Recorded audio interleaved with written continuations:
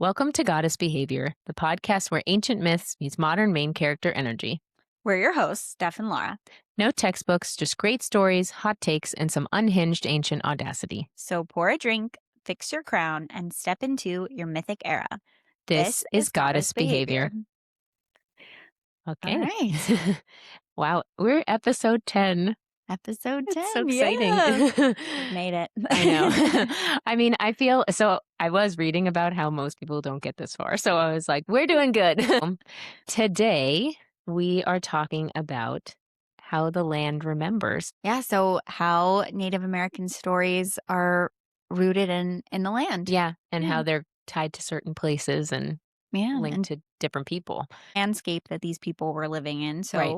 like whether it's mountain ranges or Right. coastal towns or vast, think middle of our country, Yeah. right? Like vast sort of farmlands and desert lands. Yeah. And, And for anybody who's not American listening to this, which is probably not many of you, but we will give you a region that you can look up later, so it's not totally all over the top of your heads. Right. Because we are a big country, and I think... And there's a vast geography of places. As you move across our country and either way. Yeah, for sure. I think that is something that makes our country unique. Not many countries are like that. Only ones that are very big, right? Yeah. So like think Russia or Australia, or like those are ones that off the top of my head, I'm like, oh yeah, those are vastly different from one end to the one other, coast right? is very different than the other coast, totally. Exactly, so. Yeah, but just to set the stage is that we are talking about lots of different groups of Native Americans here. We are not just talking about, like, there are hundreds of them. So right. Yeah, and we can get into that live in all different places. Right. So unlike in Western mythology, where nature's like something to be conquered or to be tamed or ruled over, the Native American traditions tell such a different version of that, right? Humans are part of the land and part of the existence of the whole system, like an ecosystem, go like back to like seventh grade science class. But it's more than just we're here to be put on it and rule over it and dictate how it all goes. Like that gives us so much importance. It's like we're just a small speck in this grander, existence. An interesting parallel between the two. Like the Native Americans didn't just like show up and take over. Right. And I think that's part of it too. Like they have been in this land for thousands of years, right? Yeah. We're exploring Native American mythologies through the elements. So we'll go through each of the elements and explain how these indigenous traditions understood humanity's relationship to the world around them. And as we said before, it's not just the backdrop. It's alive, it's living, it's part of the whole thing is connected. It's not just one versus the other. Right. It's an interconnected system that absolutely wants respect and balance. Yeah. So exactly. Yeah. So let's talk about Native American mythology. We're talking about a lot of different people, a lot of different groups, and overlap for sure. Yeah, definitely. But there isn't a singular Native American mythology. Right. They each have their own. And like you were saying, we see patterns that are very similar throughout the especially different if groups they're from and a tribes. Similar area. Yeah. Right. Because they were seeing the same geographical backdrop here. Totally. Yeah. But they are not the same. No. And they had their own languages and beliefs and traditions and things like that. So the relationship that they had with the land on the East Coast is going to be different than what they experienced in the desert, right? So, I mean, just to be clear here is that we are talking about a lot of different groupings. Yeah, I mean, I think in this episode we cover 5 or 6 different tribes. And we tried to pick from all over the place to cover just all to make of our backdrops. So that so we get a little taste of everybody. We are just not trying to flatten them all into one voice here because, again, as you'll see as we go through all of this, is they all come from different areas. experience different things, and so they have a different Yeah. stories, different voices. Yeah, I think that happens so much, it becomes like, "Oh, it's one unified belief that they all think this way," and it's like, there's a lot of No. commonality, don't get me wrong, Yeah, but there's also things that are specific to certain areas that would never happen on the other side of the country because they just don't totally. have those Yeah, that experience is just not theirs, you right. know? I think just because the indigenous traditions are so closely tied with the land itself, that the land they're on is part Is of their story. influences it for So sure. the land is different, Yeah, so the stories are different. exactly. It's just yeah. It's that simple. Yeah, And these stories carry ecological knowledge, so survival knowledge, spiritual teachings, history, identity. These yeah, stories taught people how to live within their environments, right. right? Um, and so, like when to plant, when to hunt, Yeah. how to survive the winter, how to understand the balance between the world, like within the world around them. Right. Yeah, and a lot of these traditions are oral traditions, so they're not written down. They're passed down from generation to generation. Their survival mechanisms to protect the community, right? Yeah, A lot like folklore is a little bit of a parallel here, right? I think it especially in the Native American case, it becomes yeah. very No one was mismatched, really you know? writing We're not things writing down it in this down in way. that way. Yeah. So even though it is mythology because it's so deep, deeply connected to these groups, Yep. they're not written down in the way that That like a we Greek see mythology our is, for stories example. written Yeah, down. Yeah. exactly. Um yeah, so these knowledges survive because they were carried that way. Like Yeah. they're Generationally. yeah. I mean, to me, it just changes the way you kind of think about these stories as a whole, Yeah. because in a lot of modern culture, stories are treated primarily as entertainment. Right. Yeah. Um, but in many indigenous traditions, these stories were also about the responsibility, like their Yeah. responsibilities So and even if their they're like more fun, they're day to day serious. life. Yeah. They hold weight. Right. Yeah. And yeah, they preserve the relationship between people and between the land and people and just how everything works together Yeah. and how it can work the best together too, because I'm sure they have a lot of trial and error going on too. So And I think, we're going to continue to see this as we talk about these stories today, but that the place in which these things happen is really the thread tying all all of of it it, together. 100%. So I think I see why people want to link them all in one Group broad for general sure. group. Yeah. But what we find is all of these places are so important to these people, Hmm. and we'll see that as we Well, keep and they going. have such pride in their tribes Yeah. themselves, right? And there's a reason for that because it's tied to the land. It's tied to where they're from And specifically. so when your Hmm. livelihood is Yeah. so linked to your land Yeah. and it from a generational standpoint, of course it's gonna Well, and you be have really meaningful for you war between over different land. tribes and over land. Yeah, Yeah. exactly. So even within places that are similar and overlap, you have this pride of I'm from this tribe or from this Yeah. tribe, and that's why we don't get along. So Right. even though it's not Western in that way, you still have this dispute, but it's in a different context, if that Yeah. makes sense. Absolutely. Um, okay, so Cultures deeply tied to land often create spiritual systems where the land itself is alive, mhm, relational, and sacred. yeah, So again, as we talk about earth and yeah, sort of their creation, nourishment, interconnection there, yeah, we see just how important that for is. sure. Yeah, so I think the first story we're going to cover is the Sky Woman and the creation of Turtle Island. Like the Bronson really liked story. this story. Yeah, this He's is a like, good "Turtle one. Island?" I was like, "Yes."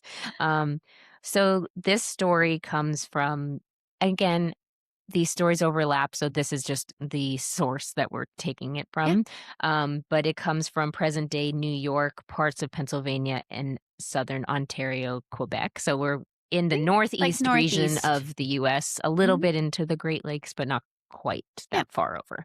Um, so think forests, rivers, lakes, cold winters, warm summers. Yeah. So this story comes from the Shawnee. Haudenosaunee people who are also part of the Iroquois Confederacy. Yeah. So, so it begins in the sky world, a realm above the earth where the sky woman lives among celestial beings. In many versions of the story, she's pregnant when she falls or descends through a hole beneath a great tree, and below her is not land but endless water. As Sky Woman falls from the sky, the animals living in the water look up and realize she's not going to make it if she Right. keeps falling like that, They right? need her help, or Um, she needs their help. so immediately they begin working together to save her. Right. The birds rise into the air and catch her before she reaches the water. Then the animals gather to figure out how to create a place for her to live. Like Right. what's happening here. Yeah. And different animals begin diving deep beneath the water, trying to bring up mud from the bottom of the world. It's Which so is like, sweet. I know. It just it's they're like, very Disney princess of her yeah. to have all these animals helping her. I just picture Snow White with all of her little helper Creatures. animals. Yeah, Yeah. exactly. Yeah, so the beaver tries, the otter tries, and others try and fail, but it's just too tiring. They can't get all Yeah. the way down to the They're not bottom. making it all the way down and all the way back up. Right. Right. So finally, a small muskrat manages to reach the bottom and return with a tiny little bit of earth clutched in his paws. I just think it's Aw. so cute. Yeah. Unfortunately, in a lot of these versions, though, it cost the muskrat its life. Like, he put out so Yeah. much effort to make this happen, right? And the turtle offers a shell as a place for the earth to rest on. And the mud is placed on the turtle's back, and it slowly begins to grow outward until it becomes a turtle island. And a lot of indigenous people refer to this as North America. So As the the continent US itself. is built Yeah. on the back of a turtle. It's so Aw. cute.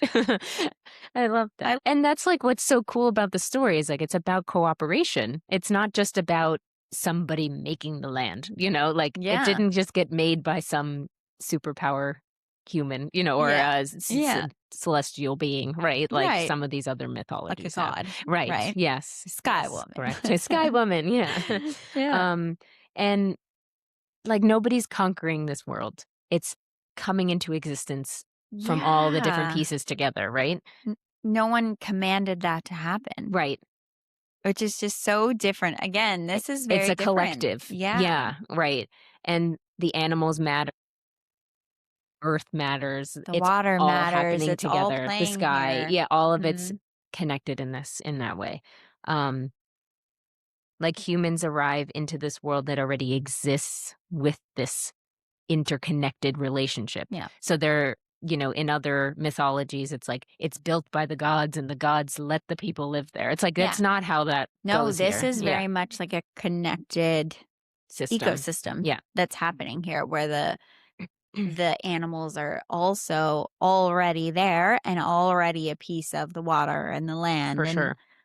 Yeah, and I think that especially because we frame power now as being control, right? Control over nature and control over the ooh, land and control over resources, and that's not how this is operating at all. yeah, We're yeah, operating the complete opposite end of the spectrum. Like, right. how do we work together to make this work as Yeah, best as this isn't possible? capitalism. This is Socialism. Un- yeah. I mean, yeah, like primitive. Honestly, and it's a I was going to primitive say it's version just of that. more very much like an old way of doing Yeah, things. Without each other, you'd have nothing, right? right. So, because everybody has skills that are better, They all had to work together together to make as one to right. be successful. Yeah, Yeah, to live. Honestly, exactly. Yeah. Now, the way we operate is just not that way. right. We are individuals. We have to do everything on our own. No, I hate it. Yeah, It's a lot of work. it's a lot for sure. Yeah, so the Sky Woman is a fallen goddess who becomes the world's mother. But unlike a Mm. Persephone, for example, her descent is not a punishment or a trial. She becomes Yeah, generative through the fall. right. So, what does it mean that this continent's creation story begins with a woman in free fall Yeah, it's and ends with interesting. her bringing a world into existence? Like, it's very. I mean, we just It's haven't seen that no, yet. I Like, haven't. this No, is very unique to our area or for sure. to this Yeah, our yeah, our continent, I continent. guess. Yeah, Yeah. I mean, I think explaining the world coming into existence that way is just such an interesting it's like chaos becoming stability. Like it's like Yeah, and it, and there's actually a that lot is of kind of and there's a similar lot of sacrifice there too. So for I think sure. it's like, but it wasn't just the human sacrificing. It wasn't Right. the land It's sacrificing. everybody together. It was Hmm. a group effort Yeah, together, if you will. exactly. Yeah, because I think if you think back to like a Greek creation story, right? Like it's Yeah, kind of like all these big powerful there was titans are making war. this, yeah, in order for Even it to become what it is. And Yeah. I like what in we just talked about. I think we saw even like the Celts coming in. yeah, There were multiple battles of Mag Torrid right, and they were fighting the original people, not right, necessarily to get rid of them, but to just bring about a new order. right. And so again, It's this interesting. isn't that. No, this is This like while it's chaos in the sense of her falling, Yeah, and you're like, the "Whoa." whole story as a whole is about a unification of things, right? Instead Yeah. of it being fighting each other to make the next thing, Yeah. right? Yeah, the creation is a communal act. And maybe that the world exists not because of one being conquered, but because many beings are choosing to sustain it together. Yeah. Um, And that's really beautiful, it honestly. is. So another version of this is the spider grandmother, which comes from the other end of the country, right? Yeah. So we started off in the Northeast, now we're going to the Southwest. And Southwest is, for people who don't know, desert, lots of high plateaus. Red Rock, Yeah, or, canyons. dry, hot. Yeah. Yeah, I think Northeast Arizona is kind of the main Yeah. area where this comes from, but it again bleeds into many places. So which Yeah. we're just trying to pinpoint an area for people's brains. So the spider grandmother, sometimes called the spider woman, so not Spider Man, Spider Woman, um, is specifically from the Southwest, but also mainly from the Hopi people. And she is not portrayed as like this far off, distant goddess, right? She's More uh, like a guide yeah, or a teacher. right, so ki actually Um, think like a Dagda type. oh, So yeah. even though he's, again, like this bigger creature, right? Mhm. Like, Yeah. he's not out of touch with the people, like, Yeah. he's still closely related, and, yeah, they describe her as, like you said, a guide, a teacher, a creator or protector, um, and the wisdom and she's wisdom wrapped in patience and storytelling. Which is fun for a spider. Just saying. Yes, I Yeah. do like it. Um So, in many Hopi traditions, Spider Grandmother helps humanity survive through different worlds and migration. So, again, this is what we were talking about with like these people moved around a lot. So, we're giving a general area. Yeah. It's not necessarily that they were in one place. Not, they might not have been in Arizona, like it might have been in New Mexico. So, Well, we I have to think keep that in mind too. our, as a country, our states, Didn't have borders at the one point. borders have changed. Yeah. Yes. So this is just to give you an idea, Yes. because these things definitely changes Yeah. into what our modern map is today. Right. So Totally. Um, So she guides people, teaches them important knowledge, and helps maintain balance between humans and the spiritual world.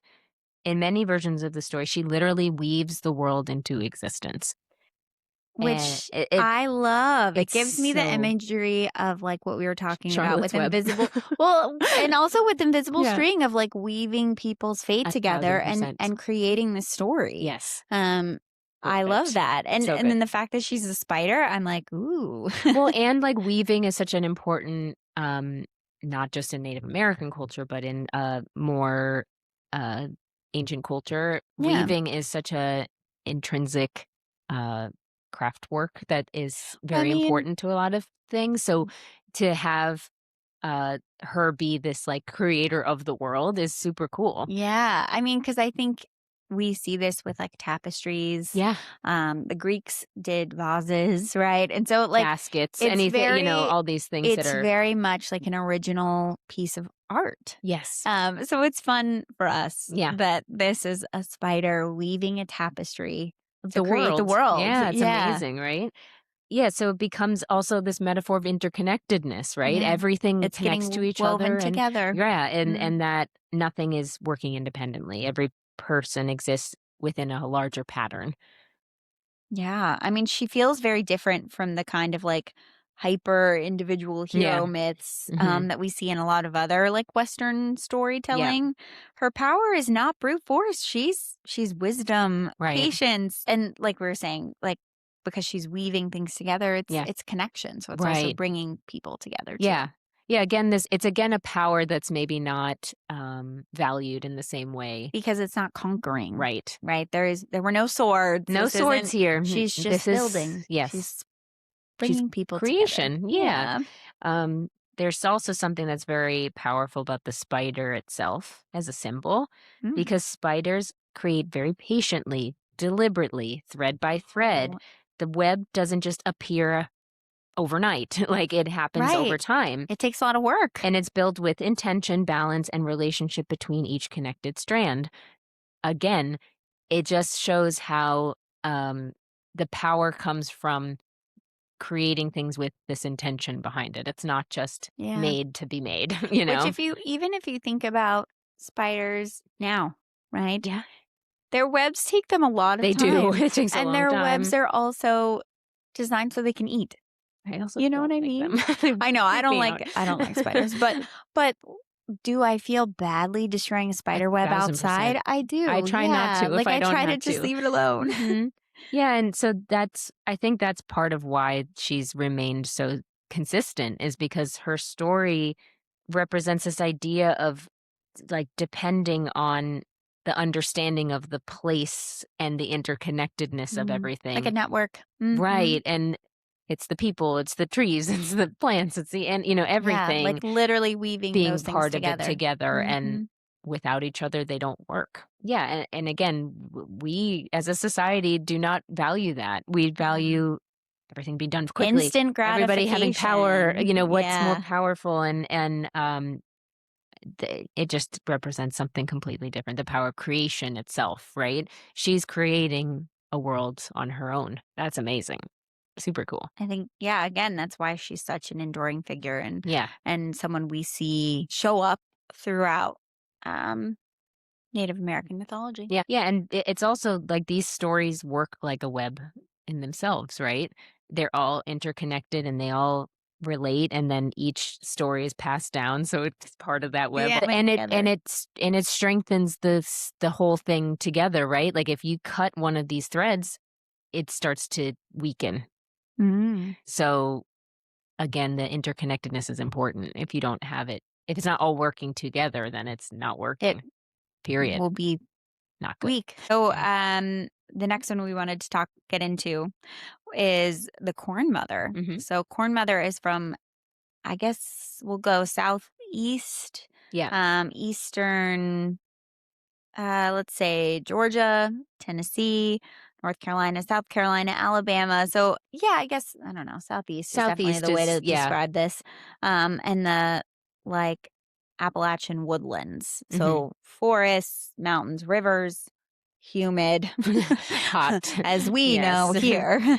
But also Um, cooler winters. Like it's not right. Florida where, Yeah. you're Like they having still more have a consistent weather. winter. Yeah. And so the Corn Mother is actually one of the most powerful reoccurring figures that we see. Yeah, she's a sacred figure connected to nourishment, sacrifice, agriculture, and the relationship between human survival and the earth. So, like, she comes up over many different groups in this area, right? But the core idea stays the same. And it's that life has to be sustained because the earth is giving to us, right? Yeah. So, again, this interconnected idea. So in one Cherokee version, there is a woman named Salu. Selu, Hmm. often called the Corn Corn mother. Mother. So Selu lives with her husband, Panati, a great hunter, and together they provide food for their family. But their sons become suspicious of how the food appears so easily. Hmm. They secretly spy on Selu and discover something shocking to them, right? Yeah. Um, she is producing corn from her own body. Hmm. My boys would be like, What the whoa, heck is going what's on, happening mom? here? Yeah. That So, seems weird. yeah. And when the boys react with fear and, like, I guess almost a distrust Yeah, there, tragedy follows. right. Realizing her death is inevitable, Selu gives them instructions before she dies. She tells them to drag her body across the earth Oh, 7 times, and where her blood and body touch the ground, corn will grow. so sad.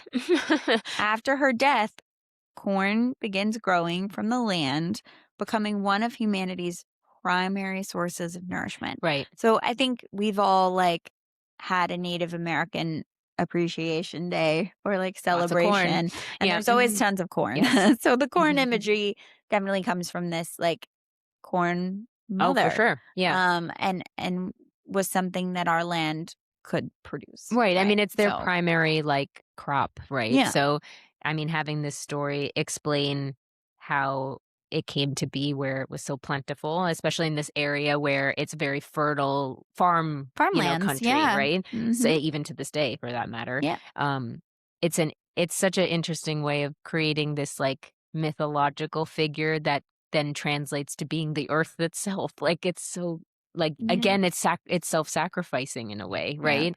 Where a lot of these other gods, it's like their power is to make the things They come out of the earth, created it right? from what? We don't From know, where? but They just like, magic, yeah, fine. But in this case, it's she's sacrificing her life in order to create life with for other people, essentially. yeah, So yep. it's definitely To be able to sustain her, I don't, community isn't the right word, but like her tribe, I right. guess. Yeah. And I think it's a good real way to explain how it's a not an endless commodity, right? Mm. So food doesn't just come out of nowhere. It doesn't just come from the grocery store. You don't Yeah, just go to it has to Publix be. and get corn. It comes from Yeah, somewhere, and I think someone grew this it. it Someone put time and effort into that crop for it right to it grow. gives this response. It gives a sense of responsibility to Yeah. your food consumption and to like gratitude and like mourning a loss in a way. Like there is a loss where you waste food. Like I hate wasting food. Yeah, yeah. So I live with boys, so that's a rare thing, it's but yeah, yeah. true. um yeah, so I think when you see uh, how modern culture has devalued like farmers, for example, right? Or We're seeing that a agriculture lot, work. like, Yeah. currently, And yeah. then you see how we are not benefiting from it, I should say, because our food is less high quality and less fresh and more Yeah.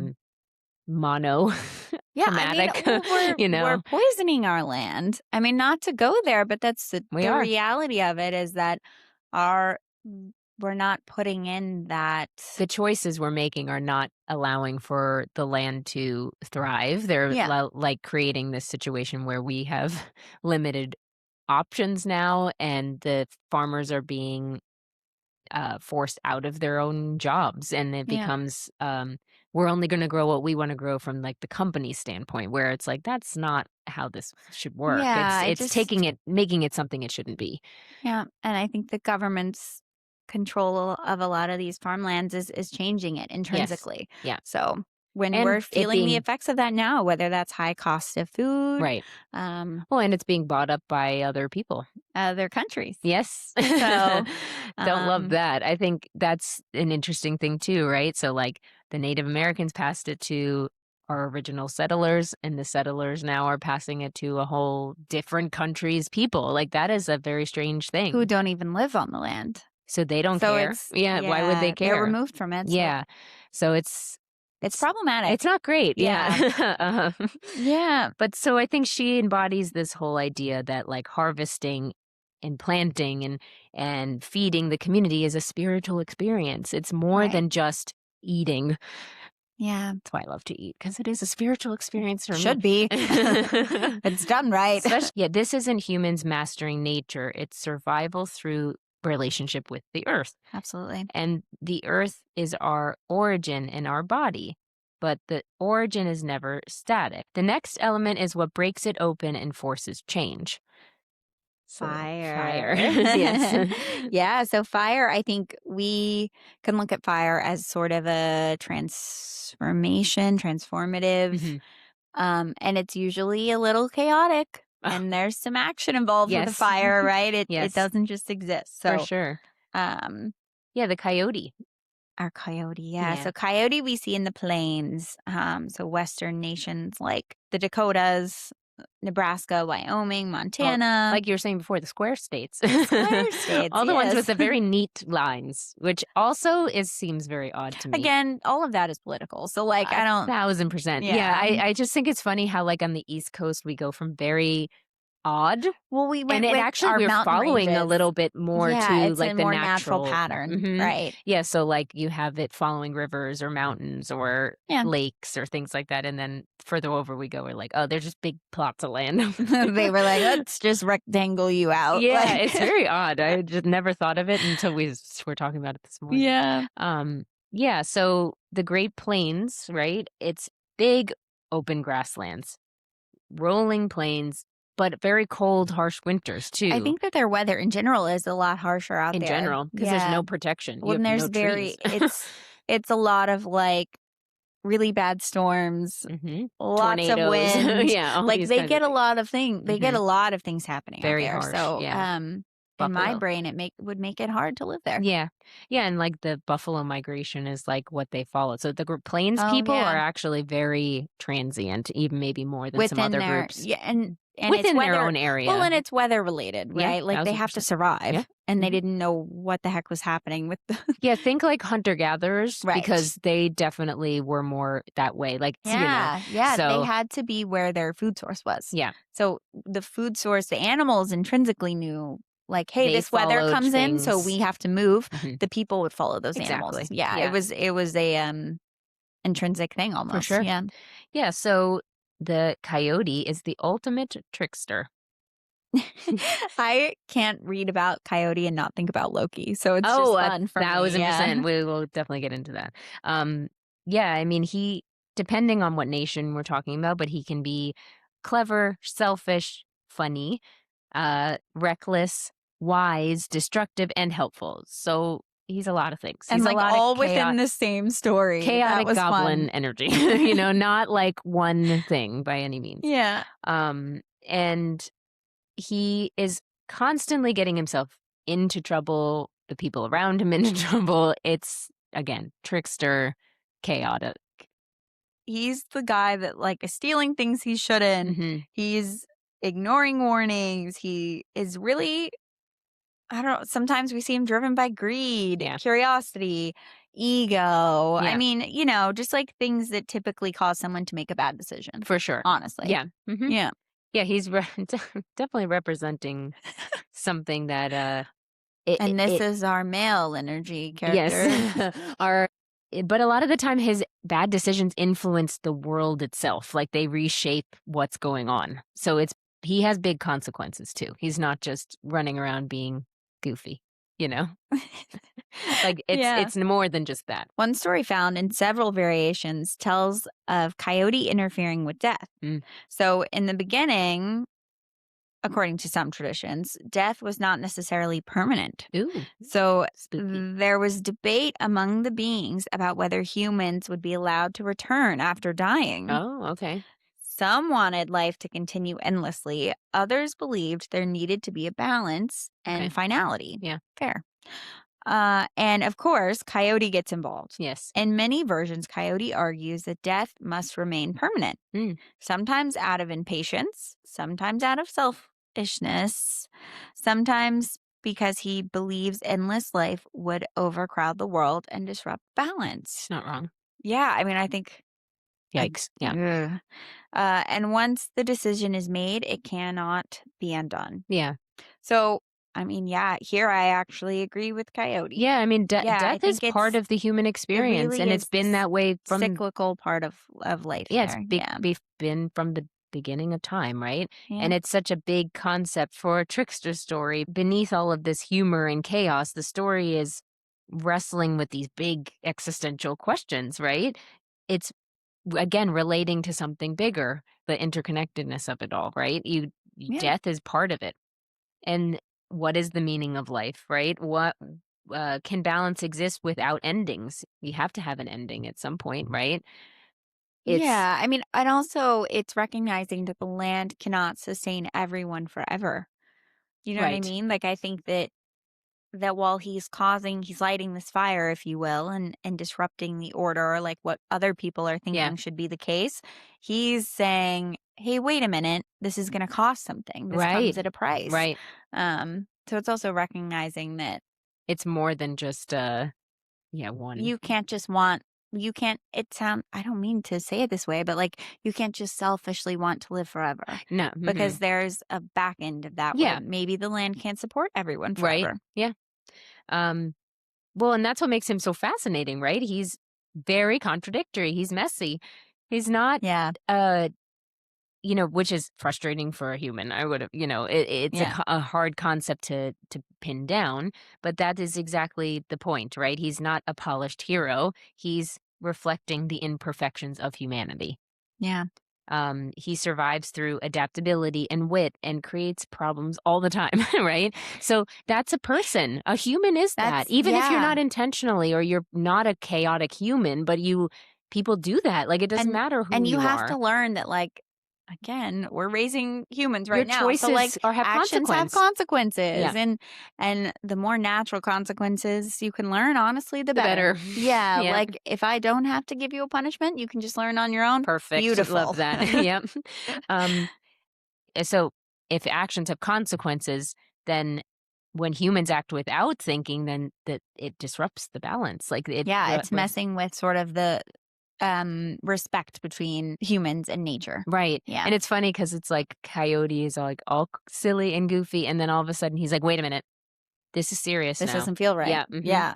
And so if he can recognize it, then anybody can. And You would that's, I think. guess, the point. I think modern culture loves a trickster. We just do. Yeah, They're we're fun. They're interesting. and I think it makes them relatable, right? Yeah. Because they're seen as like flawed or like maybe living in the gray Yes. area, which, We love a morally gray character in this yeah, house. morally gray winged person Yes. is great.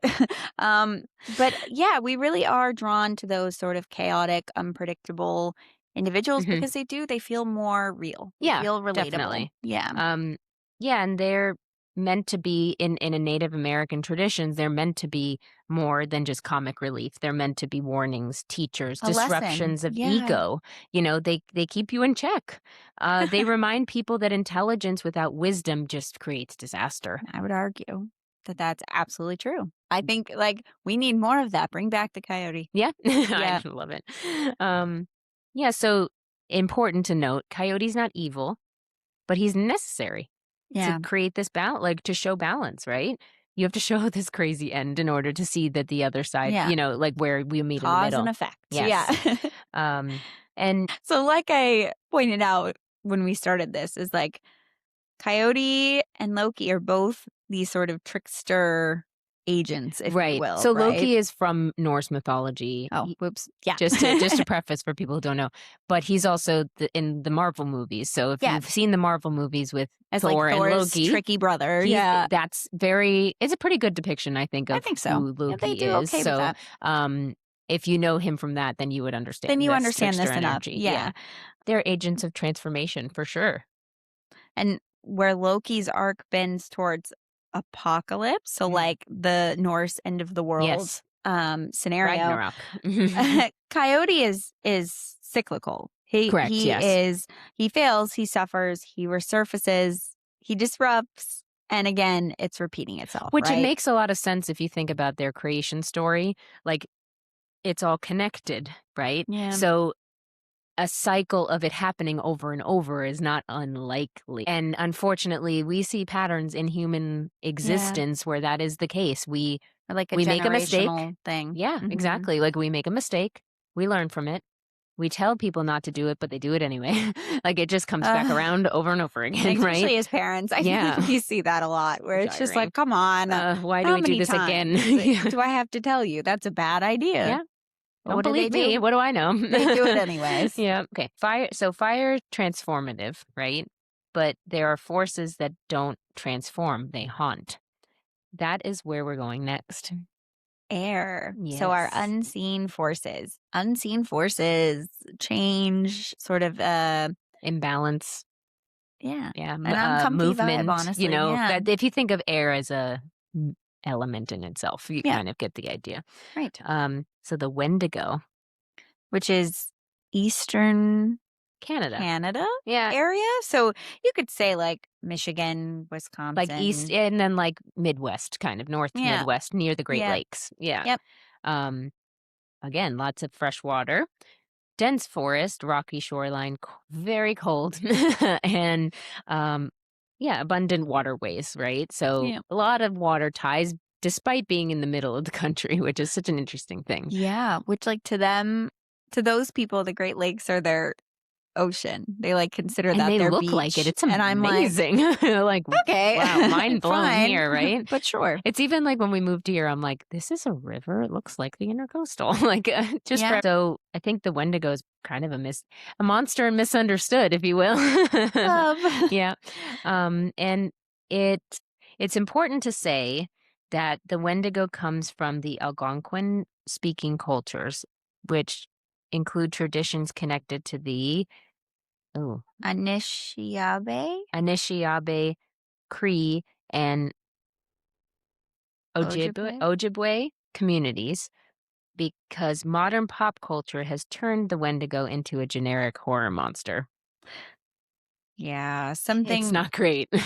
It's not really accurate. like, so I mean, it's turned the Wendigo into something that's antlered, running through the woods in video games. Yeah, Like, you see this creepy it's definitely meant to be that way it's in it. supposed, but as we'll get into, he's a warning. So I Mhm. just, traditionally the Wendigo is much more like psychological Right, and moral. right. So at its core, the Wendigo represents insatiable greed, Yes.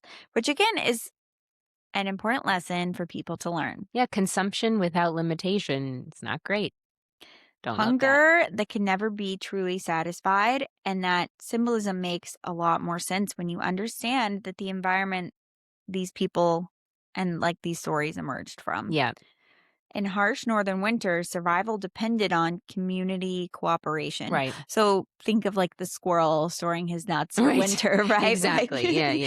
it was a group effort to sustain their tribe, their Mhm. community. Yeah, they had to prepare for things that they knew were coming and Yeah, yeah. and the harsh weather Right. was something they had to work Yeah, and in this area, it's to. cold. So Yeah. winter, they spend all their nice weather getting ready for winter. Yeah, so food scarcity was very, very real for them, and Isolation. If you get isolated, it's not good. yeah, Yeah. yeah.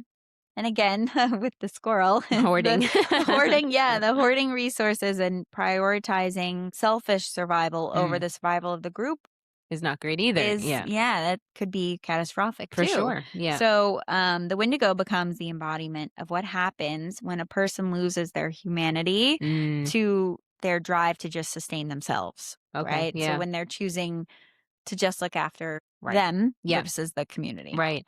Yeah. So in many versions of the story, the Wendigo is a person who becomes the Wendigo Mm. after giving into this extreme greed, violence, or cannibalism during desperate conditions. So it's like a werewolf-ish type situation. Not that they look like a werewolf, but they become something as a human. Like they're Yeah. still Yeah. themselves. They just become this monster after the When they fact. let sort of that selfish Idea greed take sort of over. take over. Yeah. The they're- monsters like takes over their body Yeah. essentially, Yeah. right? So the more the creature consumes, the hungrier it gets. It never actually is satiated. So It's never full. it becomes that like endless Loop. loop Yes. of greed. Yeah. Yeah. Which makes it more terrifying than a physical horror, right? Like it's Yeah. like the actual creatures, maybe not the scary part. It's the whole idea that it will never end. Like Yeah. it's now stuck. Yeah. And then like I think once the community has a Wendigo, it becomes a problem for everyone around them. Everybody. Yeah. So it True. really was this huge devastating It's a thing for these spiritual environments. corruption, like Yeah. a community corruption, more Yep. than it's not just the person. And then what do they have to do to get rid of that, or how did they fix that? And Yeah. and because they would have to fix that to save themselves, The other to people. save everybody. Yeah, for the greater good, right? Yeah. Oh, yeah. So this is why I think that the Wendigo still is like disturbingly relevant, unfortunately. Yep. I mean, modern culture glorifies endless consumption, The right? toilet paper hoarders. Oh my God, I know. More money, more growth, more expansion, more extraction, everything, Yeah. more productivity, more resources without limit. You Yeah. cannot sustain that. The Wendigo stories warn of this hunger, and we are not heeding the warning. Yeah, I mean, I think again, that's the problem that we get into with capitalism is that while capitalism has a very good positive side of like innovation and people 1,000%. working Yeah. together to move forward, Yes. the dark side of it is this. It's It's it's greed yes. and overconsumption. Yeah. Um And unnecessarily too. yeah, and it causes problems in situations like I think we've all like have Mhm. been in a spot over in COVID where we were like, okay, but I need baby formula. Like, Oh, okay, yeah. but I Yeah, need yeah, toilet yeah. paper. Yeah, Like, well, come and the on. community suffers for it, so it's a Yeah. perfect, parallel. It still Where you relates. might Yeah. have actually gone through something where you really needed it and it wasn't there Yeah, because someone because else bought all of it. the supply and demand issue. Yep. Economics. Mm. People. I know. Very basic, but Yep.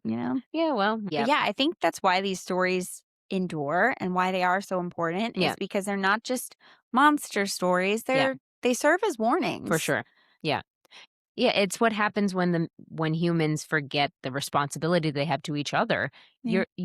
While you are an independent person, you're working within a larger group of people. So if you're going and buying out all the baby formula at Publix, then What somebody about the else's baby rest doesn't get it, of the right? people in your community? Yeah, Exactly. like then they have to drive to another community Right. and buy some from From there there, and then it and it strains just everybody's is resources. right. It's again a It's a cyclical. cyclical issue. Yeah. Mhm. Um. So the Wendigo definitely feels a lot less like an ancient creature in the woods, right? And a lot more like a metaphor that hasn't stopped being relevant. Truly. Yeah. It has taken a slightly different form. You don't have an actual monster, but Yeah. the greed is the But monster. maybe if we did, It's an invisible one that they created a physical yeah. being for. But maybe if we had that monster, people would be a little Maybe. less greedy. Maybe. I don't Mm. know. Yeah, so where the coyote disrupts terrestrial order, the raven disrupts cosmic order. His transformation operates on the level of the sky itself. He moves from between forms, bird, human, spirit, and between worlds with an ease that marks him as genuinely liminal.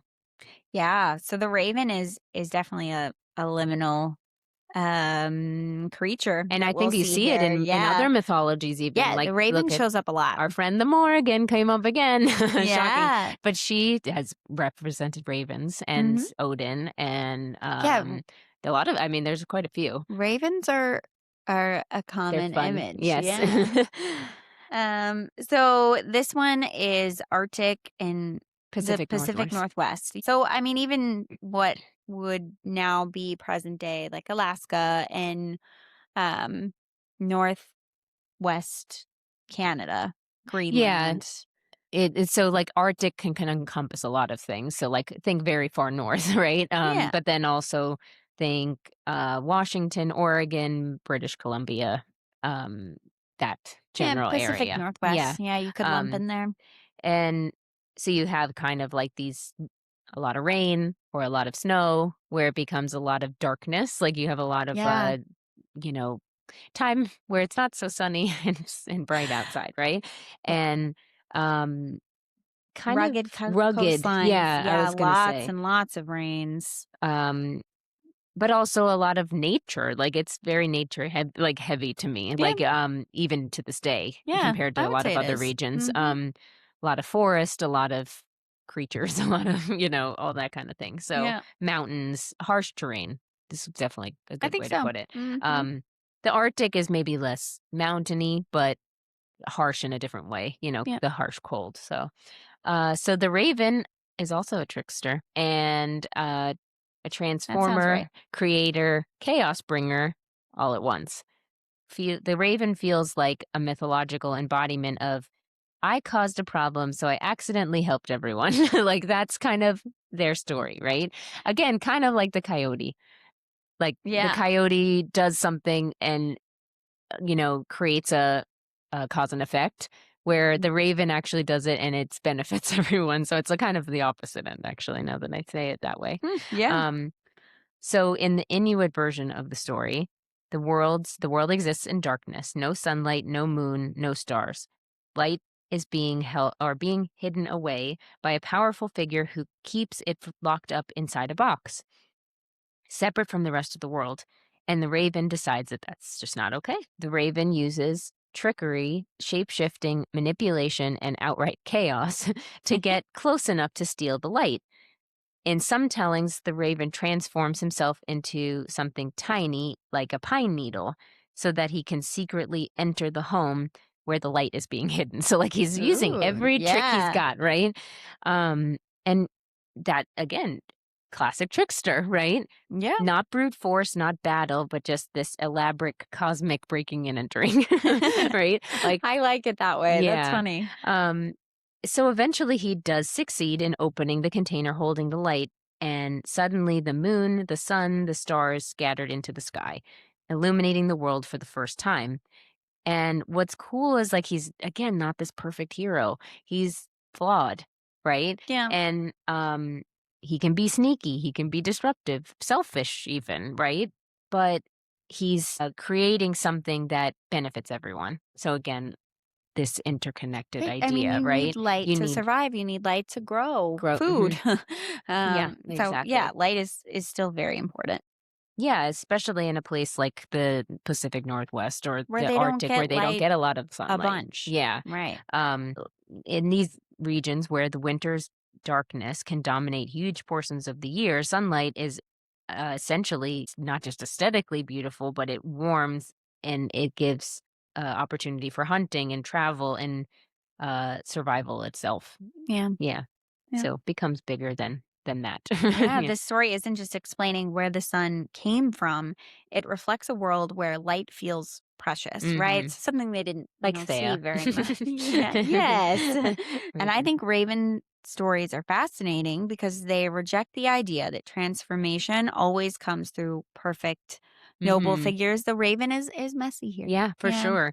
It Methods are questionable. yes. Results are good, Yeah, like right? the chaotic little troublemaker creates this, Yeah. thing that works for everybody. It's beneficial for everyone. Yeah.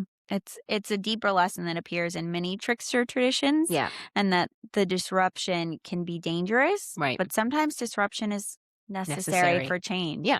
Mhm. It's an interesting Yeah, I think I when you look at, our world where we are sometimes afraid to break the rules because we like things the way they are in a status quo, right? yeah, In order for things to get better or beat or change, you have to push the boundaries, right?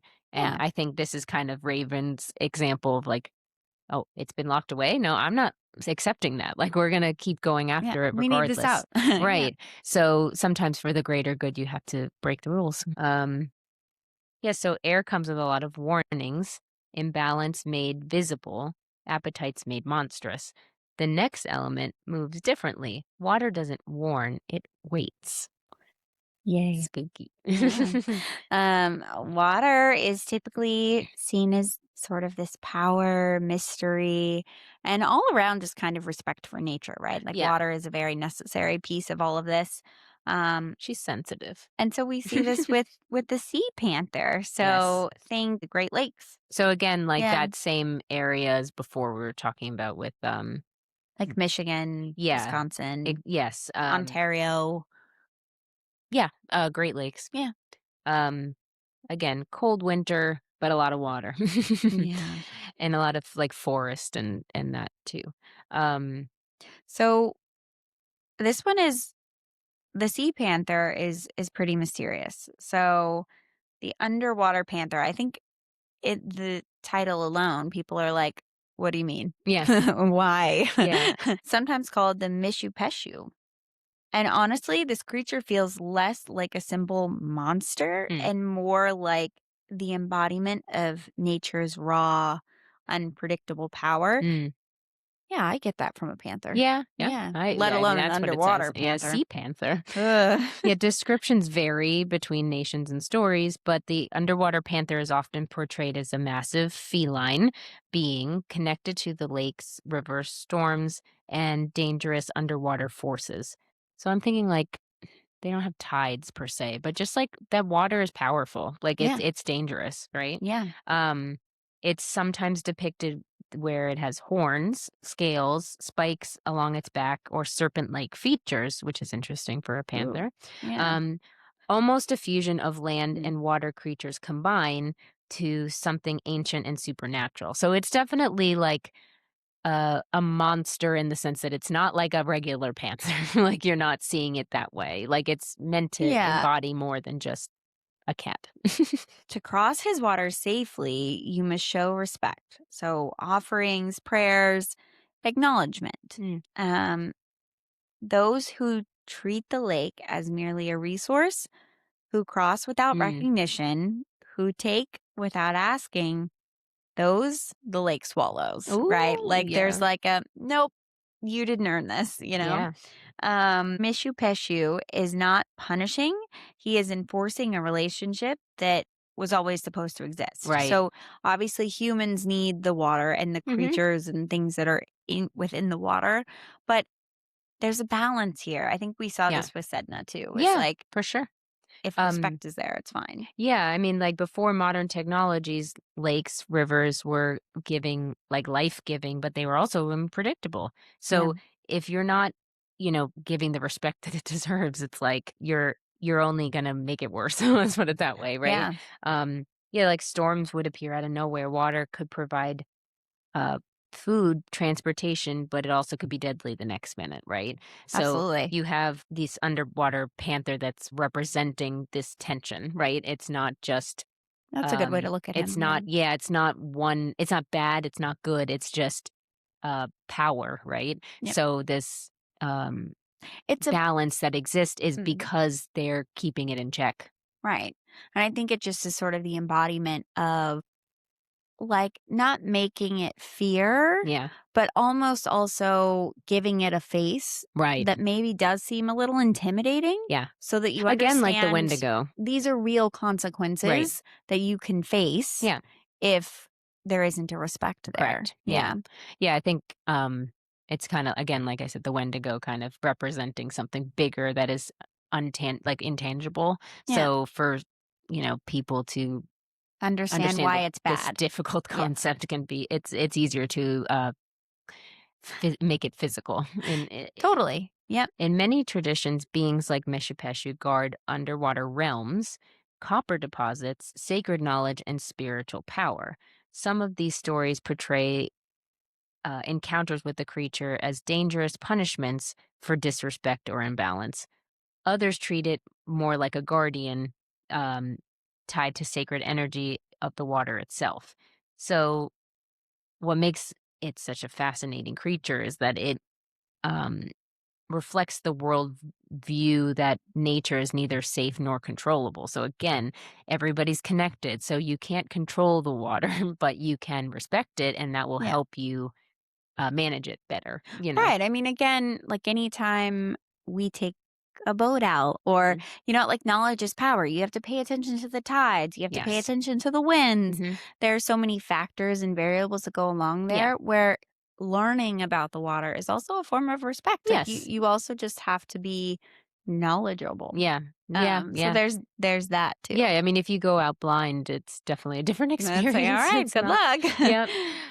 Modern culture often divides nature into extremes, peaceful aesthetic scenery or wild, terrifying wilderness, right? Yeah. So The unknown. right. Yeah. So a lot of indigenous traditions portray nature as something more complex, right? Alive, powerful, deserving of respect, capable of sustaining and destroying life. It's both. It's not beautiful, gorgeous like scenery to look Yeah. at. Yeah. It's also not horrible, scary wilderness either. It's both. They're working together. Yes. Yeah, they're 2 things at once. Again, interconnected. Mhm. Yep. 2 Yeah, things can be true. right. Water can give life, but it also deserves and demands humility. Like it's a lot. It is It's a also very dangerous. powerful, yeah. Yeah. And if you don't survive, you won't survive it without understanding it properly. Mishipeshu is a sovereignty figure, not a monster. Mm, This distinction matters, Yeah. right? He represents the agency of the water itself. Right. The lake has a right to its own terms. Mhm. Compare it to the Greek sea god, Poseidon, right? Yes. Demanding tribute. Yes. While his is a little more ego driven. Yes. The note that, but the note that Mishipeshu is not capricious or ego driven. His demands are simply acknowledge that you are a guest. Right. This is a fundamentally different cosmological relationship to the natural forces that For are at sure. work here. Yeah. I mean, like you said, when you have ego driving the respect, it becomes a different feeling, right? Yeah. Like, uh, Mishipeshu doesn't want you to be worshiping him. Yeah, he's He not just asking for wants you that. to respect the world, like you want, Yep. or the water in particular, Right. um, and respect that there's balance there, Yeah. where somebody like a Poseidon is like, no, worship Pay me. me It's tribute. not just, yeah, Yeah. exactly. Oh, so another water creature, the water beetle, Yeah. also from the southeast. So again, like, Where we Ge- have beetles. yes, Yeah. I mean, honestly, like it's, Georgia, yep. Tennessee, North Carolina, North and South Carolina, and Alabama. Alabama. Yeah. Again, think Appalachian woodlands. yes, and Hmm. also like rich farmland. Yeah. So, um, Where there are crops, there are yes. beetles. So this is maybe a lesser known story, but it does come from the Cherokee tradition of the water beetle Dâyuni'sï. And what's cool about this story is that the hero isn't some giant, powerful warrior; it's the small beetle. Little tiny beetle. Yeah. In the beginning, according to the story, there's only water covering the earth. No land, no mountains, no forests, just endless water, kind of like the Sky Sky Woman. woman. Yeah. The animals lived above the water in the sky world, but eventually they began to wonder what existed beneath the surface of the water. So the water beetle said, I volunteer as tribute. And it's just a classic mythological behavior. It's like somebody's got to be the first to go, right? And they never send like the largest one, No, right? it's always like this like ragtag group of Yeah, people, like right? the little guy who's just like, yeah, whatever. Yeah, like I'll do it. he's a small overlooked creature that changes everything. The water beetle dives beneath the surface, traveling deeper and deeper into the darkness until finally reaches the soft mud of the bottom of the water. It gathers a small amount and carries it back to the top. That tiny bit of mud then spreads across the surface and gradually expands into the earth itself. Again, very similar Mud. to this Yeah. This. Sky Woman tradition, Hmm. right? Just from a different area. Yep. In some traditions, another animal, the buzzard, helps shape the land afterwards by flying low over the soft earth. Its wings brush the ground and Yeah. create the valleys and lift higher pieces of it to make the mountains and So like a swoosh, like a right? swoop Like a through. bird, Yes, kind of I could. like It's very yeah. pretty It's a imagery. visual. Yeah, Yeah. there's a visual here. And it creates this vivid image of the land itself being formed by the living beings that are interacting with it. It's not Yeah, just that are helping to form it, yeah helping to coming build out of it. nowhere. It's being made Mm. itself, like by Because the when other you help pieces. build your land, you feel connected to it. Exactly. Yeah. Oh yes, I like that. Yeah. So the emphasis on the cooperation and humility, right? Yeah. That the world is not to be created by Like, domination or conquest. It's about participation, and even the smallest creatures matter. yep. Um, and it comes across over and over in native traditions, right? The size is not determine importance, and the wisdom comes from unexpected places, and that survival depends on interconnectedness effort.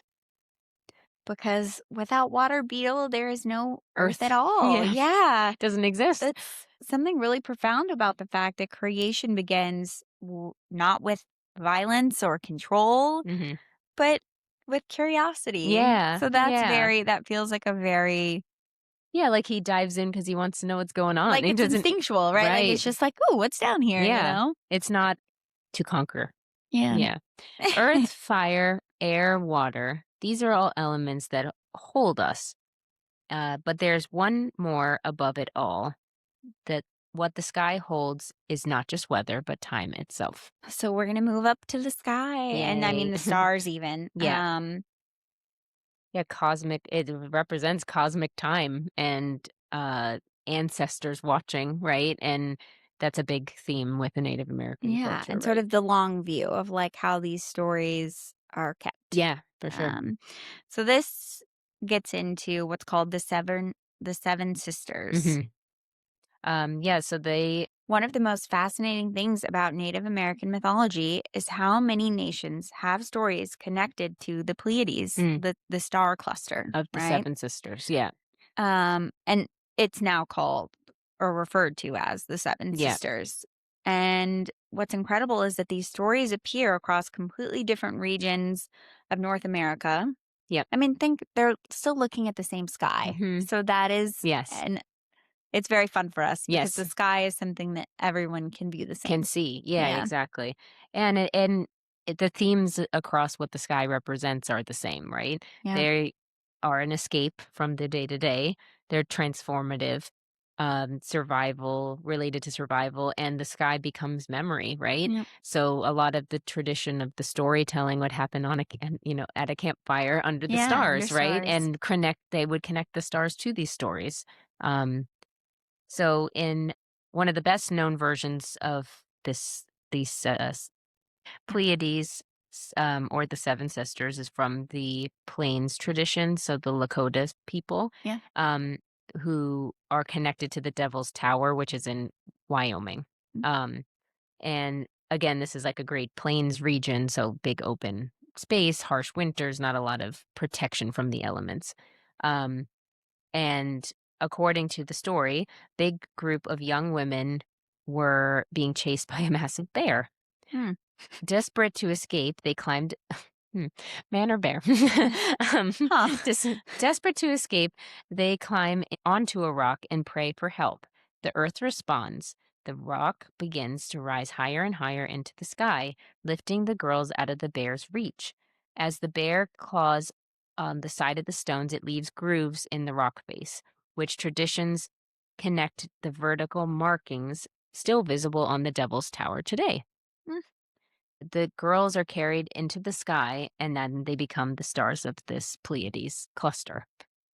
So cool. Wow. I didn't know this at all until we Yeah. wrote this. It's so cool. Um, so basically this night sky becomes memory, right? Like it remembers the story, and that's why Of it's up in the of sky. the Just 7 like the girls, but Greeks did the same yeah, thing. yep. So it's very Things cool are how. memorialized in the sky. Yeah, Mhm. exactly. Um, Stars are not distant or, like, meaningless objects, those were people, Right. right? Yeah, So that's that's cool. so fun. Yeah, And once you see like it again, like I said, it repeats over multiple mythologies. absolutely. Um, the Into this physical world itself becomes evidence of the story, like the rock grooves, like that's super cool. Like it's a wow, way to explain yeah, that, right? yeah. Um, and the skies overhead and the relationship between the earth and the sky. That's what makes these traditions feel so deeply connected to place. The myths are not happening in some vague fantasy realm, Mhm. disconnected from reality. These stories exist in the land people can still stand on. So it's Right. still very much like a real. It again feels like Ireland a little bit. Like you have Yeah, like the rock is still there. You can still go to it, right? right. And or the stone, I should say. Not the rock. The stone, right? And again, you can go to the Devil's Tower. It's still there. It's still, yeah, It's the a story is very much still, the tangible. story still exists. It's a Yeah. tangible thing that Mhm. you can go and see. Yeah. Oh, and the sky is still there too. You can still see the Right. sky. Yeah, it just, and that establishes a different relationship there to For the sure. natural world. Yeah. And then the mountains again then become not just geology, and the stars are not astronomy. It's cultural memory. It Yeah. becomes again back back to our friend Taylor. Yeah. It becomes more meaningful than that. Right. And I think there's something very beautiful about the fact that across so many cultures, humans have looked up at the sky and saw stories instead of emptiness, because it seems so vast and so, you know, Yeah, and it big helps, to absorb, right? And I mean, and it's hard for me to absorb. I I don't know like it's a space. It lot. freaks me out. Yeah, and But and it's hard to sort of imagine it too, mhm, but it helps have people feel not so alone yeah, inside this, like, very vast for sure. world. Um, Across dozens of Native American traditions, the Pleiades are not simply a star cluster, they are people. mm, So Like so we ancestors. see Yeah. these ancestors and the stories presented in this way in other Native American groupings. So like Right. the Cherokee tell of 7 boys who refused to work and only played games, Right. right? They were transformed into stars by their mother's grief or by the earth swallowing them Mm. upward. So that's a weird That's like a weird interesting. Yeah. like how the earth was like, "Hey, you're not doing your part." Right. Yeah. And The then was like balance, right? so in other traditions the Pleiades are 7 dancers, Mm. and watching them is a form of remembrance. So it where it's a little different, Yeah. it's just like reminding you to look up, Right. essentially. Right. Yeah, and it, like, coincides with, like, agricultural calendar and, like, the Yeah. changing time of the year, so The Pleiades are one of the most globally consistent star myths on oh, that's Earth. so interesting. I didn't know that. So they're present in Greek mythology. Okay. So we see them like with the 7 daughters of Atlas. Oh, So again, yeah. like we Okay. can they're these the concept of 7 Oh, being is repetitive up for into the sure. sky Yeah. is something you see a lot. Yeah, I mean, So it's for really sure. it honestly is really cool that that's something we see in Native American histories as well. Yeah.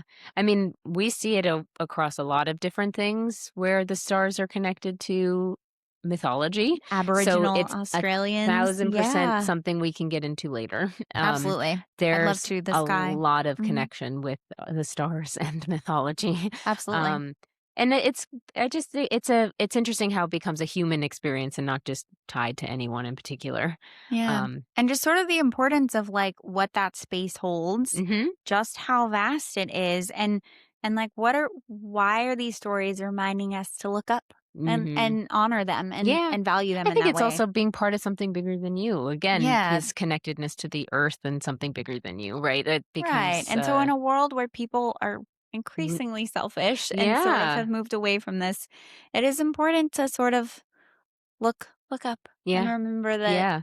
I mean, the yeah, world this is bigger than you. right, the sky holds the long view, and the long view or the goal, right, is exactly what we find in our next principle, right? Yep. So, memory. Something again that we see a lot is this the 7 principle. So 7 again, Yeah, something we can again, do a 7. whole Yeah. episode on just the number 7. Yes. Um the 7th generation principle. So this is the idea or a philosophy that teaches that every decision should be made with the consideration for how it will affect people 7 generations into Into the the future. future. Okay, interesting. So, like, any decision you make in terms of like soil quality Mm. or, just like It's that something we should heed your that warning for choice sure. should be like Mindful. yeah, Yeah. just be mindful of, hey, what's going to happen 7 generations from now? Right.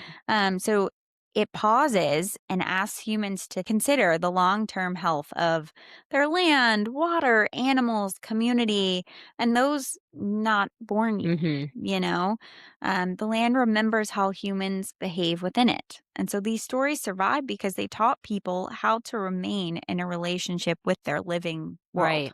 Yeah, so maybe that's the most powerful element is memory, Yeah. right? If so many of these traditions are not just tied to belief, but these specific places, right? So you have this importance of these elements, but why they are important at Yeah. all is just as important as any of them Absolutely. individually. It creates this idea that humans are not separate from the place, right? So the memory of how people interacted with that place should never change, or Right. should be maintained, right? Because it's all interconnected. Hmm.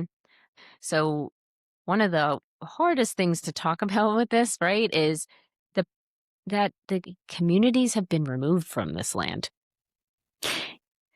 It's not a nice thing to talk about, but Yeah. it's true. I mean, there I it's an interesting thing to think about when we talk about how deeply they're tied to this land, and now they're not where they were. They've been removed from They've their been lands. removed. Yeah, Yeah. so I mean, and while that is such a common piece of history, not just not here, just we here. saw it with the Celts, right? As Yes. we talked about last week, is native peoples are very often displaced Mhm. and not for any other reason other than just to bring about new order, right? Yes. And to conquer. Yeah, the idea Yeah. was to Power. conquer and spread power Yeah. and And search for wealth. take resources. Yeah, Yeah. yeah, Um, and I think we have noticed a change in our land because of it. yeah. Our land in a lot of ways has suffered. I I mean, mean, look at your grocery store produce, yeah, guys. Like, it exactly. just, I mean, we're not respecting the land, and the initial culture that was built here respected it so much that we're moving so far away from it now that yeah, it's almost impossible not to see how the land is reflecting back at us, right? right. Um, and I mean, entire communities were displaced. So we have ancestral homelands that were shaped for generations, like we were saying, these 7 generations ahead, right? Mm. That were ripped away from that. And then they themselves have suffered, but the land has too. The land is completely different from when they were the ones, quote unquote, Tending ruling it. over it, tending Yeah, to it. Yeah, yeah. is a better way to put it. Or cultivating it, I guess. Cultivating, Yeah, yeah. I think I mean, their children were taken to boarding schools and punished for speaking their own languages. or we tried to modernize them in that way and Mhm. like dismiss their Anglicanize them, beliefs. yeah, Yeah. and this oral tradition is really disrupted, right? Yeah. And, I mean, even I the mean, names of arguably, places are yeah, different. I mean, intentionally disrupted. you know, Yeah. we're lucky we have any of the names that are still left, but, like, I knew a lot of the state names are based Are off of, derived from, Native yeah. American words, right? Like Wyoming, for example, right? Yeah. And you know, when you start to hear again, you're changing the name of the place, it becomes another place, you know, it's a different thing. And it's hard to not see the connection between the two.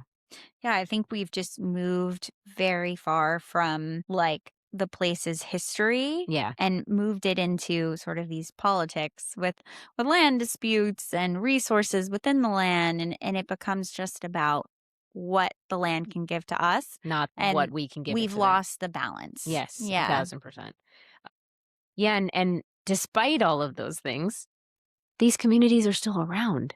It's Yeah. amazing. That just shows how deep their traditions are, how oral tradition is so important to them, and why it that's why it still exists is I because they're mean, still telling the so stories many generations removed from these from stories, these yeah, and they're still very much present. active, yeah. Yeah. I mean, elders are carrying them forward, right? And families are continuing to tell them.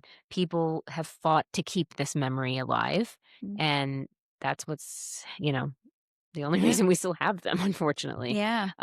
They're not written down in the same way that, um history is, Yeah. right? Yeah. I mean, again, history is written by the victors. Always. So, Yeah. especially what we hear and see of Native American cultures and stories are, again, what we have written in Yes. our history books are written by us. Right. It's not written by them. And so that's just something to remember as you, are reading things on your own. For sure. Yeah, and when land is lost, it's not that just the territory that disappears, it's the memory that exists with it, right? Yeah. And I think that's why we have this profound disconnect. Like, we're Yeah. disconnected, and why everybody wants to do groundwork and, and go on a nature retreat, and all of these Yeah. things, right? People are so like, which is so good, that people want to ground themselves, Yeah. and we see, like, cottagecore Yes, becoming like, coming exactly. back.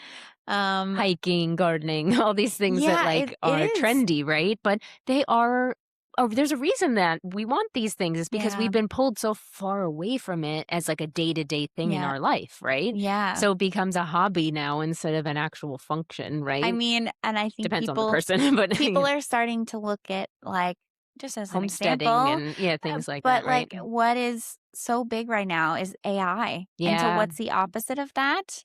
yep, it's Yeah, exactly the opposite. cottagecore, Yes. the, like, sort of grounding and Living going with the back to land. nature. Yeah. So, I think, again, I hope that we can continue to find that balance or that Mhm. that movement gets a little stronger so Yeah. that 2 things can be true, you know? Yeah. We just need to balance it. For sure. I mean, and again, we use this nature as a backdrop, right? Like a stage, Mm, if you will, right?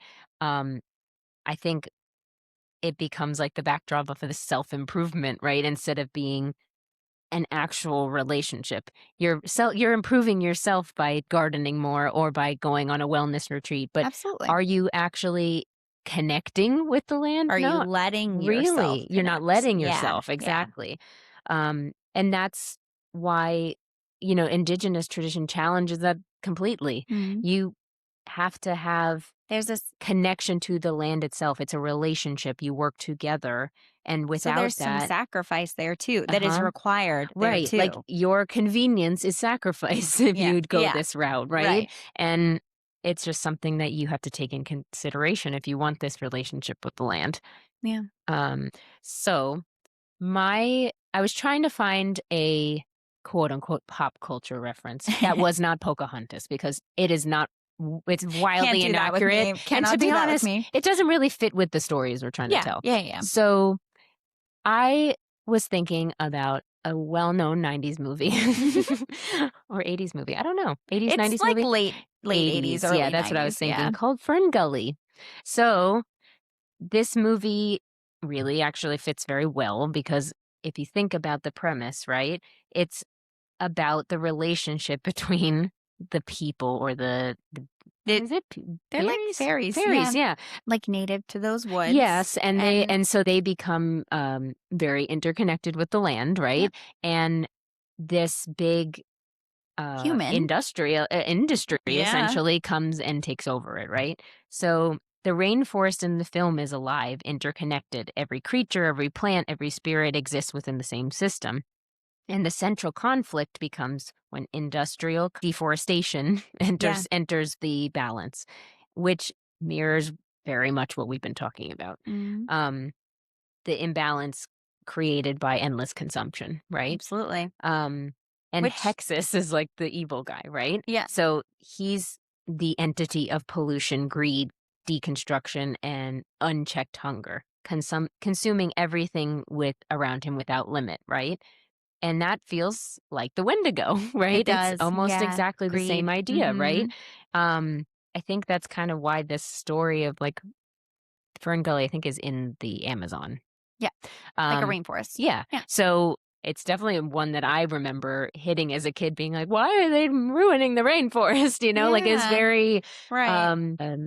influential, if you will. Yeah. Well, it's something that sticks with you because you're Sticks with like, you. Yeah. wait, that's mean. Yeah. Like, Why why are are they they doing doing that? that? And Yeah. because I remember it as a kid, and I remember like almost with concern being like, because my dad opened distribution centers. Yeah. Yeah. And so, Yeah. like, as a kid, I was like, did you do this? Yes. Did you ruin like it Yeah. becomes a thing A where thousand like percent. Yeah. my dad had to like talk me down. It's Oh, like, yeah. no, Yeah. like Yeah. it's Yeah. okay. This is an existing Well, because building, I think we find it instinctually wrong to destroy the earth. Like Yeah. we don't Like like it, children in especially particular children. are a Yeah. little more connected there. So if even like in the kids movie, they can portray the nature being alive in this way and emotional and Yeah. responsive to people, right? Right. It becomes on some level like people still crave that the earth matters, right? Yeah. And it's not just scenery and it's not just pretty to look at. It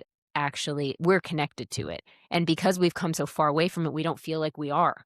And For a lot of people, yeah, yeah, that's very true, I would so say. it's, yeah, just an interesting And I think side quest there. yeah, and But I think for this generation too is there's plenty of examples like you see in yeah, Avatar and yeah, like I mean, 100%. pop culture does show this. It just is often misconstrued as like, oh, there are these cool blue people. Like, Yeah, you forget the like but the core premise is actual that premise. Yeah, when a company comes and takes over a an area of natural land. population, an Hmm. area of land, it's problematic for many Yeah, reasons. for So sure. I think sometimes people hear the word mythology and immediately they assume that we're talking about something ancient or distant Hmm. or that's just disconnected from modern life. But these traditions are not frozen in the past. They still shape communities today. Yeah, They shape ceremony, identity, activism, environmental protection, language preservation, and cultural memory, which again is huge. yes, These stories are living traditions that are carried forward by living people. yeah, So we see that as a pattern. yeah. Um, Yeah, and Sorry, go ahead. Well, because we continually see it as a pattern, you've got to know that this matters. Yeah. Yeah, Um, the themes are relevant now, for yeah. sure. We're living through a moment that's defined by climate crisis and, displacement, environmental destruction, and profound disconnection from nature, from community, from history. Uh and from each other. All these indigenous traditions come from this core idea of like, what is the responsibility we have to everything around us, To our including world. ourselves, like people, but also the world itself. Hmm. And it's not about how do we control it, how do we profit from it, how do we live in balance with it. Yeah, in harmony. And that's Yeah. exactly why these stories resonate now. I mean, why we're like, "Oh, I love how that sounds." That's because it feels It how it feels should. It right. feels Yeah. correct, right? Hmm. Where we are not living that way, and those choices are creating the problems that we Yeah. have. It affects our Mhm. ecosystems. Right. Yeah. I mean, what do we owe the land that keeps us alive? Everything. Everything. Yeah. So, it's hard to, you know, discredit that they're worth talking about, you Yeah. know? No, there's for sure value in these stories, and you can see that because we're all kind of a mess, Yes. and we've moved so far from this. Yeah, And while exactly. that's not the only reason, it definitely is a piece of it. Yeah. Uh, so, some stories are for the books, but this is for the land itself. And I think we can learn a lot from these stories that, aren't traditionally written down. And I think that it's an interesting thing, this mythology versus folklore thing kind of has come Yeah. up, right? Um, but I think it's folklore only because nobody did write it down. It's not because it's not mythology. And honestly, it's better that It didn't. that it didn't happen that way, Yeah. because that they weren't writing It the wouldn't be same way that preserved we the were same. writing it.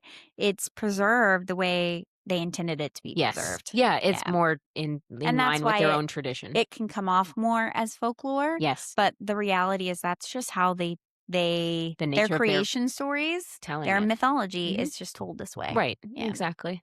Yeah, so what do you guys think? Do we need to connect more with the land? Are there any other stories that we missed that you'd like us to cover? Because I think there's so many, so we just kind of Yeah. tried to pick a little bit from everywhere to And cover that. find a way to bring all of it together. Yeah. Yeah. Um, yeah, so let us know what you guys think. Yeah. Do you like the Native American topic, which we definitely did, so, Yeah. There's yeah, a lot. I mean, there's a lot there. So if there's anything else that interests you or that you would like a deeper explanation on, right. happy to do so. Yeah. So, Alright, well, till next time, guys. Bye. bye. There are mountains in this country where the old ways never left, where the stories your great-grandmother told weren't bedtime stories, they were instructions. Where the things that live in the dark between the trees have names, and you say those names carefully, if you say them at all. Next week, we're going somewhere we've never gone before, the Appalachian Mountains. And we aren't coming back the same. If you enjoyed this episode, please follow Goddess Behavior and leave a review. It helps other legendary mortals find us.